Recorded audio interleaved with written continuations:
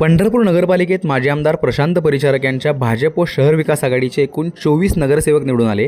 यामध्ये नगराध्यक्षपदी परिचारक गटाचे विरोधी म्हणजेच भालके गटाच्या डॉक्टर प्रणिता भगीरथ भालके या जनतेतून निवडून आल्या। यानंतर नगरपालिकेच्या स्वीकृत नगरसेवक पदासाठी मोठी रस्सीकेस पाहावयास मिळाली। यामध्ये कुठल्या वार्डातून भाजपच्या नगराध्यक्षपदाच्या उमेदवाराला जास्तीत जास्त मताधिक्य होते आणि तेथील प्रभावी नेतृत्व करेल अशा स्वीकृत नगरसेवकांची नावाची यादी ही अंतिम केली जाईल अशी चर्चा होती। मात्र माजी आमदार प्रशांत परिचारक उमेश परिचारक यांनी धक्कातंत्र वापरून एक वेगळाच राजकीय डाव साधला असे सध्याचे चित्र आहे।